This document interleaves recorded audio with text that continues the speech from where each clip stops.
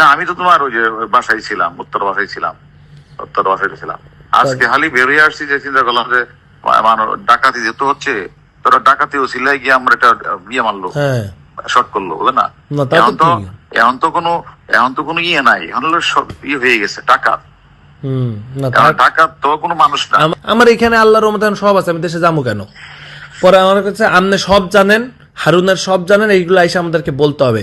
আমি কইছি ভাই শুনেন, আপনাকে এত চুলকানি থাকলে আপনারা খুঁজে বাইর করেন, আমার আমি এর কিছুই জানি না।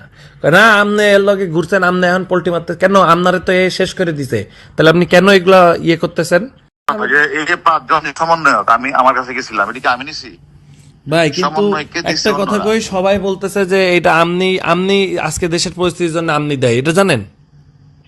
এই যে এই সমন্বয়ক গুলার রাত ধরলে নাকি এত গ্যাঞ্জাম হইতো না, এটা আওয়ামী লীগের লোকজন বলতো। সমন্বয়কে আমি এই কথাটা ক্লিয়ার করবো, এই সমন্বয়কে তো হারুন ধরে নাই।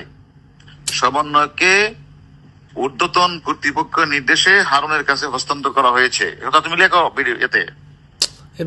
জন সমন্বয়ককে আমি কি করলাম? ওই যে আপনার জন্য এই দেশে আজকে সমন্বয়করা এই যে আমি না ধরলে এগুলা করতো না, তাই বলতেছে। আরে গাদা, এই সমন্বয়ককে তো আমি ধরার সমন্বয়ককে আমি ধরলাম, ধরার পরে কি এনে কমিশনার, আইজি, সচিব, প্রধানমন্ত্রী ছিল না? তা তো ছিল, সবাই তো জানতো না? জানতো তো অবশ্যই। তাহলে এই কথাটা আমাকে বলতেছো কেন? আমি বলতেছি, না, তুমি গ্যারান্টি লিখে দিও এই সমন্বয়ককে, মানে স্বরাষ্ট্রমন্ত্রী, লেখকগুলি স্বরাষ্ট্রমন্ত্রী, সচিব, আইজি, এসবি চিফ সহ অন্যান্যরা, এবার লিখে দিও অন্যান্যরা সম্মিলিত সিদ্ধান্ত ক্রমে তাদেরকে ডিবির কাছে হস্তান্তর করা হয়েছে সেফটির জন্য।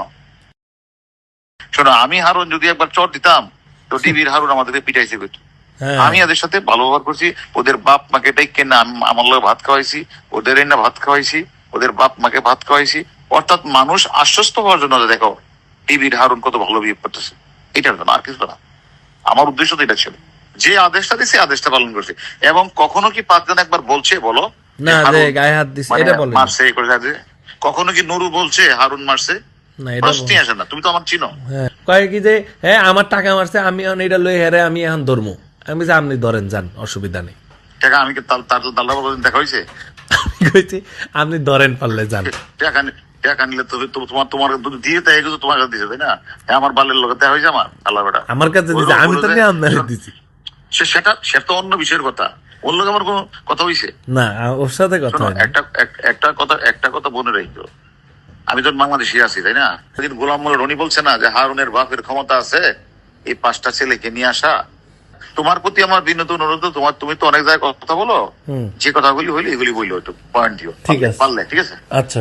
কারো কাছে স্বপ্ন পূরণ, কারো আনন্দের উপলক্ষ, আবার কারো জীবন পাল্টে দেওয়ার মুহূর্ত, কখনো জীবন বাঁচাতে সর্বোচ্চ গতিতে উড়ে চলা, কারো আবেগের শেষ মুহূর্ত, আপনজনের শেষ বিদায়ে শামিল হওয়া, এমন সব ইচ্ছে পূরণে সর্বনিম্ন ভাড়ায় দ্রুত গতির বাহন প্রবাসী হেলিকপ্টার। আপনার প্রয়োজনে যোগাযোগ করুন আমাদের হটলাইনে।